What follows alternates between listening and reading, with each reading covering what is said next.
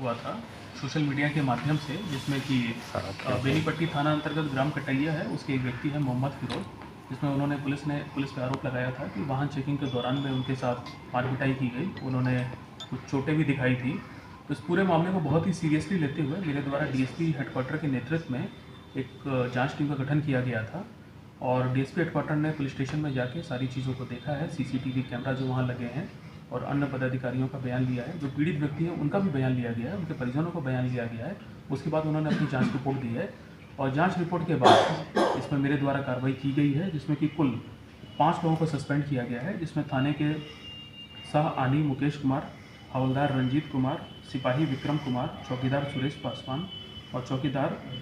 सुरदीप मंडल, इन 5 को सस्पेंड करके तत्काल प्रभाव से लाइन क्लोज किया गया है और इन पर विभागीय कार्रवाई चालू करने के मेरे द्वारा आदेश दिए गए हैं। इसके अलावा जो वहाँ परिक्षमान डीएसपी हैं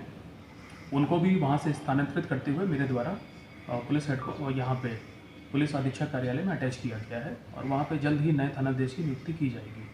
देखिए, मैं आपको बताना चाहूँगा कि जो जांच रिपोर्ट डीएसपी हेडक्वार्टर की प्राप्त हुई है उसमें कुछ निम्नलिखित तथ्य पाए गए हैं। ये जो पीड़ित व्यक्ति है मोहम्मद फिरोज, ये 29 तारीख को सुबह बेनीपट्टी की ओर जा रहे थे मोटरसाइकिल से। उसी दौरान वहाँ पे रोड पे पुलिस ने एंटी क्राइम व्हीकल चेकिंग लगा रखी थी, जो कि प्रतिदिन ये ड्रिल की जाती है। पुलिस ने इनको वहाँ पे रुकने का इशारा किया तो ये रुके नहीं वहाँ पे और इन्होंने अपनी मोटरसाइकिल तेज़ गति से करके वहाँ पे भागने की कोशिश की। वहाँ पे और भी कई मोटरसाइकिलें हैं जिनका चालान किया गया था, तो सभी लोग रुके थे वहाँ पे। तो इस वजह से पुलिस ने फिर बल प्रयोग करके उनको वहाँ पे पकड़ा है। इसी क्रम में हुआ क्या है कि जो बल प्रयोग के दौरान जो पीड़ित व्यक्ति है मोहम्मद फिरोज, उनकी बाइक जो है तो वो अनबैलेंस हो गई और वो रोड पे गिर गई, जिससे कि वो कुछ दूरी तक घिसटा भी गए। उसके बाद पुलिस ने उनको उठाया है, फिर उनको पुलिस गाड़ी में बैठाया है और वहाँ से फिर बेनीपट्टी थाना पुलिस उनको लेके गई और थाना पे लाने के बाद उनको शिस्ता कक्ष में सीसीटीवी की निगरानी में ओडी पदाधिकारी के देख रेख में वहाँ पे उनको बैठाया गया, ताकि उनके जो मोटरसाइकिल के कागजात हैं उसको जांचा जा सके। थाना पे आने के बाद जो पीड़ित व्यक्ति हैं मोहम्मद फिरोज, उन्होंने अपनी गाड़ी के कागज़ या फिर आधार कार्ड या भी कोई भी पहचान जो कागज़ है वो पुलिस को वहाँ पे नहीं वो प्राप्त करा सके, तो उससे पुलिस को ये पता भी नहीं चल पाया कि वो उनकी पहचान क्या है। इसके बाद दोपहर में मोहम्मद फिरोज ने अपने मोबाइल से परिजनों से बात की, उन्होंने परिजनों को जानकारी दी। उसके बाद उनके जो परिजन हैं उनकी मोटरसाइकिल के कागज़ पुलिस स्टेशन पर लेके आए। पुलिस ने जब पाया कि गाड़ी का जब सत्यापन पूरा किया तो उसके बाद शाम को पीड़ित व्यक्ति के 2 रिश्तेदारों को बुला के पीआर बॉन्ड पे छोड़ के भरा करके उनको छोड़ा गया और यही इसमें एक नॉर्मल प्रोसीजर है। देखिए, एक चीज़ है इसमें कि थाना और शिस्ता कक्ष में आपको पता ही होगा कि आजकल सभी पुलिस स्टेशन में हर कमरे में कैमरे लगे होते हैं। तो थाना में जो शिस्ता कक्ष है वहाँ भी सीसीटीवी कैमरा लगा हुआ था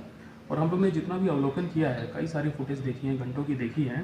तो उसमें जो पीड़ित व्यक्ति है मोहम्मद फिरोज, वो बहुत ही सामान्य अवस्था में बाथरूम आते हुए जाते हुए, सुबह सुबह पुलिस स्टेशन में एंटर करते हुए, इवन पीआर बॉन्ड भरते हुए और शाम को जाते समय वो खुद अपनी मोटरसाइकिल पर बैठ के जाते हुए दिख रहे हैं। तो उनकी जो चलने की एक्टिविटी है उससे कहीं से ऐसा प्रतीत नहीं हो रहा है कि पुलिस स्टेशन के अंदर उनके साथ किसी ने मारपिटाई की है और इस चीज़ के कोई साक्ष्य भी नहीं मिले हैं और फुटेज इसी चीज़ को बता रहा है कि इस प्रकार की कोई मारपीट थाने में नहीं हुई है। लेकिन मैं ये बताना चाहूँगा कि जांच में ये चीज़ स्पष्ट हुई है कि वाहन चेकिंग के क्रम में गाड़ी जब ये तेज़ करके भाग रहे थे, उस दौरान पुलिस ने जब इनको पकड़ने का प्रयास किया तो वहाँ पे बल का प्रयोग किया और संभवतः उसी कारण इनको चोट लगना प्रतीत होता है। तो इस पूरी चीज़ को और इसके अलावा कुछ गलतियाँ हैं जो थाने पे जो उस समय पदाधिकारी थे उनसे गलतियाँ हुई हैं। जैसे कि देखिए, थाने पे ओडी पदाधिकारी की ये जिम्मेदारी होती है कि यदि कोई व्यक्ति, उसको कहीं भी थोड़ी बहुत भी चोट लगी है तो वो जब पुलिस स्टेशन आता है तो उसका मेडिकल चेकअप कराना चाहिए। ये वहाँ पे जो ओडी पदाधिकारी हैं ये उन्होंने नहीं कराया और यही नियम कहता है, तो इनकी वहाँ पे लापरवाही पाई गई है। दूसरी चीज़ है कि